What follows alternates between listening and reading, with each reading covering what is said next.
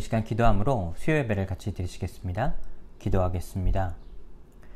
가라사대 내가 은혜를 베풀 때에 너를 듣고 구원의 날에 너를 도왔다 하셨으니 보라 지금은 구원의 날이로다. 사랑의 하나님 감사합니다. 그 은혜에 우리 매일 하루의 삶을 살게 해주시니 감사를 드립니다. 우리 삶의 가장 중요한 주님과의 동행을 놓치지 않게 하여 주시옵소서. 오늘 이 예배 위에 함께하여 주실 것을 믿으며 이 모든 말씀 우리 구주 예수님의 이름으로 간절히 기도드렸습니다. 아멘.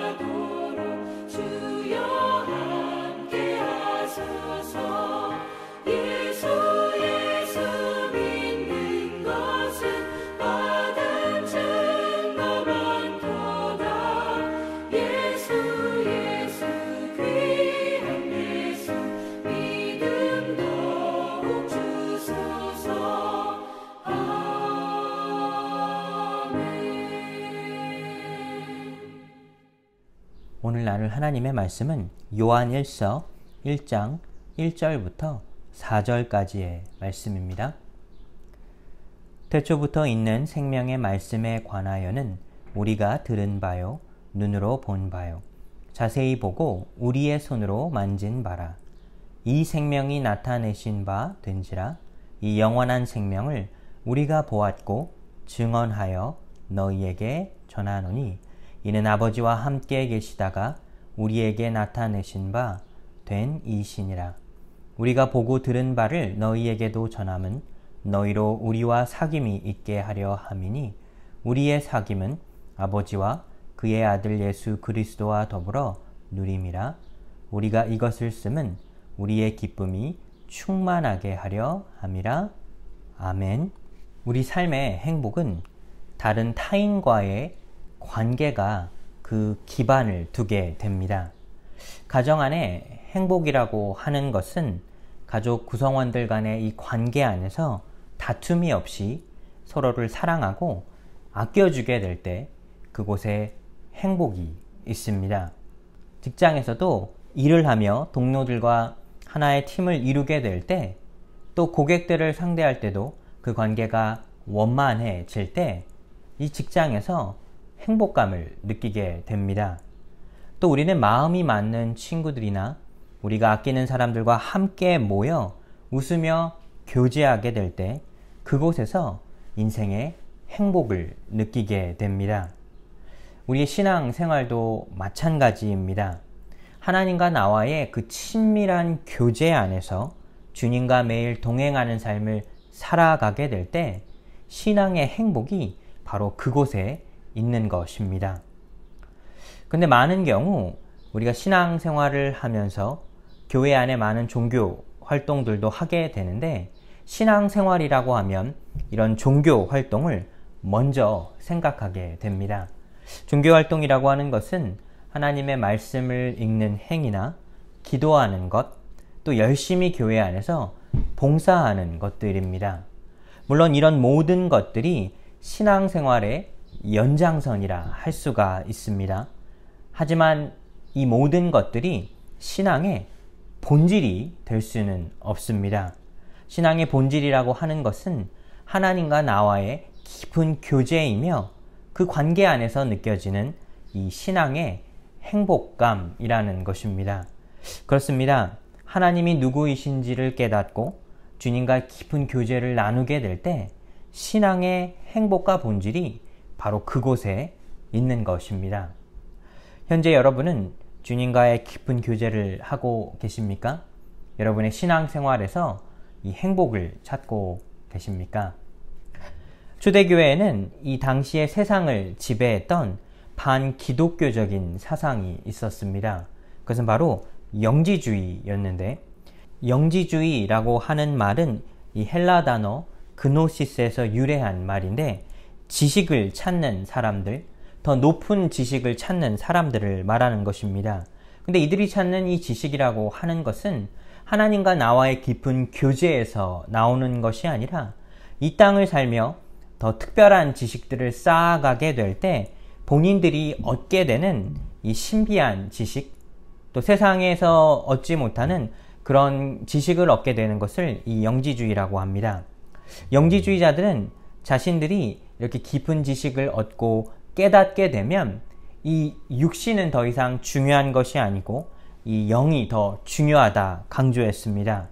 하나님에 대한 더 높은 지식은 육에 있는 것이 아니라 영에 있다고 말한 것입니다. 그러면서 스스로를 이 지식의 특권층이라 생각하며 이 기독교 사상과 전면적으로 부딪히게 된 것입니다. 이 영지주의가 교회 안에 들어오게 되면서 교회 안에 교인들에게도 혼동이 생기기 시작했습니다. 믿음의 기반이 흔들리는 성도들이 생기기 시작했습니다.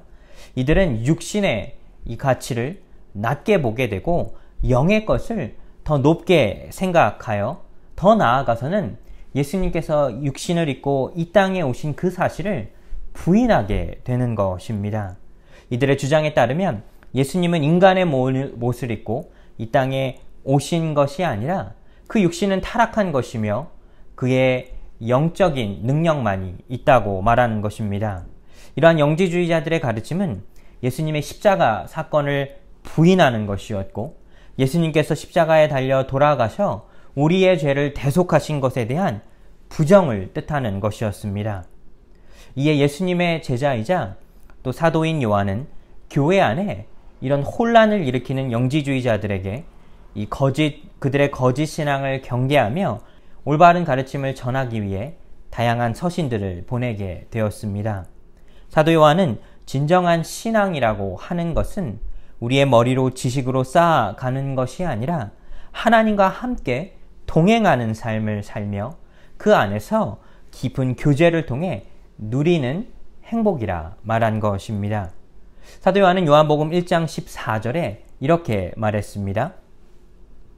말씀이 육신이 되어 우리 가운데 거하심에 우리가 그 영광을 보니 아버지 족생자의 영광이요 은혜와 진리가 충만하더라. 사도 요한은 예수님이 바로 모든 생명의 이 말씀의 육신을 입고 이 땅에 거하신 분임을 말하고 있습니다. 예수님을 통해 하나님 아버지의 영광과 은혜와 진리가 나타나게 됐다는 것입니다. 영지주의와 완전히 대조되는, 대립되는 말을 하게 된 것입니다. 오늘 보면 요한일서 1장 1절에도 일맥상통하는 말을 하게 됩니다. 태초부터 있는 생명의 말씀에 관하여는 우리가 들은 바요, 눈으로 본 바요, 주목하고 우리 손으로 만진 바라. 우리 1절의 말씀을 자세히 한번 들여다보겠습니다. 요한은 예수 그리스도가 직접 말씀하신 것을 귀로 들었고 눈으로 보았고 그분을 직접 손으로 만져 보았다 말합니다. 사도 요한은 왜 이렇게 예수님을 만나고 보고 들은 것에 대한 이 경험에 대한 부분을 강조하고 있는 것일까요? 바로 영지주의자들이 예수님이 인간의 몸을 입고 이 땅에 오신 것을 부인했기 때문입니다. 그들은 영적인 것만 거룩하며 육적인 것은 더럽고 부정한 것이라 믿게 되었고 또 이것에 대한 혼동이 생기게 되었습니다. 그러나 사도 요한은 이들의 거짓 가르침을 정면으로 반박하게 된 것입니다. 생명의 말씀이신 예수님께서 이 땅에 인간의 몸을 입고 오셨다는 부분을 강조하고 있는 것입니다. 2절에서 이 생명이 나타내신 바 된지라, 이 영원한 생명을. 영적인 존재는 눈으로 보이지 않습니다. 하지만 예수님은 육신을 입고 이 땅에 오셨기에 자신과 다른 제자들이 두 눈으로 직접 예수님을 보고 만났다는 것입니다. 3절에 이러한 부분은 다시 한번 강조가 됩니다. 우리가 보고 들은 바. 사도 요한은 예수님이 살아 계시는 동안 주님과 함께 동거동락한 사람입니다. 육성을 통해 직접 전해지는 예수님의 가르침을 듣게 되었고 또 주님의 몸을 실질적으로 본 사람입니다. 사도 요한이 전하는 이 예수 그리스도의 복음은 실체가 없는 허상이 아닌 그가 두 눈으로 보고 두 귀로 들은 살아있는 복음의 말씀이었던 것입니다. 오늘날에도 하나님의 아들이신 예수님이 이 땅에 육신의 옷을 입고 오셨다라는 부분이 쉽게 잘 믿어지지가 않습니다. 어떻게 하나님의 아들인 이 예수님께서 인간의 몸을 입고 오실 수 있는가입니다. 바로 이 부분이 기독교가 다른 종교와 다른 부분을 말하고 있는 것입니다. 세상의 많은 종교는 어떻게 우리가 인간이 하나님에게 나아갈 수 있는가 그 부분을 고민하고 또 그 부분에 관하여 말하고 있다면 기독교가 말하는 이 하나님은 하나님의 아들이신 예수 그리스도가 이 땅에 우리를 위하여 육신을 입고 오셨다는 것입니다. 사랑하는 여러분, 이 부분이 참 중요한 부분입니다. 우리가 신앙생활을 하는 이유는 우리가 예수님을 구주로 믿고 그의 삶과 죽음에 그리고 부활에 그 약속을 믿는 이유가 바로 이것입니다. 하나님께서 우리를 위하여 이 땅에 직접 오셨다는 것입니다. 당시의 영지주의자들은 이 부분을 받아들일 수가 없었습니다. 거룩한 하나님이 어떻게 타락한 육체를 입고 이 땅에 오셨는가입니다. 하지만 기독교가 말하는 하나님의 은혜가 바로 그것입니다. 이 땅에 육신의 옷을 입고 우리 이 땅에 오신 것뿐 아니라 우리를 위하여 십자가에 못 박혀 죽으심으로 하나님이 우리가 그에게 나아갈 수 있는 그 길을 열어 주셨다는 것입니다. 이것이 바로 복음의 핵심이며 복음의 은혜입니다. 오늘 본문 3절에 보시면 우리가 보고 들은 바를 너희에게도 전함은 너희로 우리와 사귐이 있게 하려 함이니 우리의 사귐은 아버지와 그 아들 예수 그리스도와 함께 함이라. 누구든지 예수 그리스도께서 인간의 몸을 입고 이 땅에 태어나신 사실과 그가 고난을 받으시고 십자가에 돌아가신 그 사실을 믿기만 한다면 이제는 하나님과 나와의 깊은 교제의 길이 열리게 되었다는 것입니다. 그리고 그 교제를 통해 우리는 인생의 행복을 발견할 수 있게 된 것입니다. 사도 요한은 이 복음을 전한 이유를 4절에 이렇게 말합니다. 우리 서로의 기쁨을 충만케 한다 말했습니다. 그렇습니다. 하나님과 우리와의 무너진 관계가 회복되게 될 때 창조주와 피조물이 다시 깊은 교제를 가질 수 있는 그 은혜를 맛볼 수 있게 된다는 것입니다. 우리 기독교의 신앙은 우리의 선함으로 하나님과 나와의 그 관계가 유지되고 교제하는 것이 아니라 이미 이 땅에 우리를 위하여 오신 예수 그리스도를 믿음으로 또 그의 죽으심을 통해 나의 죄가 용서받았다는 사실을 믿음으로 이제 하나님과 동행하며 살아갈 수 있는 그 삶의 은혜를 누리게 되었다는 것에 있습니다. 사랑하는 뉴욕 주소망교회 성도 여러분, 예수님은 이 땅에 분명히 인간의 몸을 입고 오셨습니다. 때로는 추위에 떨기도 하였고 또 배고프기도 했고 이 육신의 고통을 직접 느끼시기도 했습니다. 왜 이 모든 경험을 예수님은 직접 이 인간의 연약함을 경험하셨을까요? 그것은 바로 우리와 함께하기를 소망하는 하나님의 마음이 있기 때문입니다. 하나님은 늘 언제나 우리와 함께하기를 소망하십니다. 우리가 비록 연약하고 죄에 빠져 허덕일지라도 우리를 위하여 그 길을 열어주신 분이 바로 예수 그리스도이십니다. 우리의 삶 전체가 예수 그리스도를 믿고 또 그를 주로 섬기며 살아가게 될 때 그 안에서만 삶의 진정한 행복을 누릴 수 있다는 것입니다.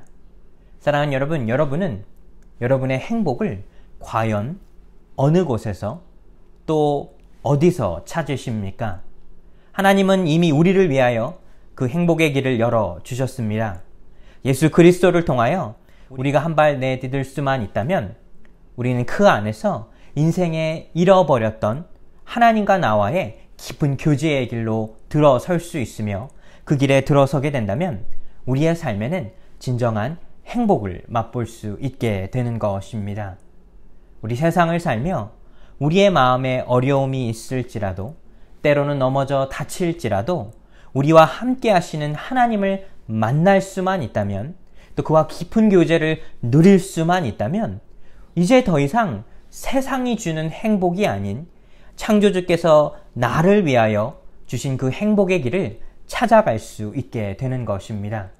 한 주간의 삶을 사시면서 여러분도 예수 그리스도를 통하여 하나님께서 열어주신 그 행복의 길로 들어서시는 여러분의 하루가 되기를, 한 주가 되기를 예수 그리스도의 이름으로 축복하여 드립니다. 기도하겠습니다. 하나님 감사합니다. 우리 삶에 늘 함께 하시고 우리를 지켜주시는 주님, 늘 주님과 동행하게 하여 주시옵소서. 우리의 삶에 늘 함께 하시어 예수 그리스도를 통하여 삶의 진정한 행복을 누리게 하여 주시옵소서.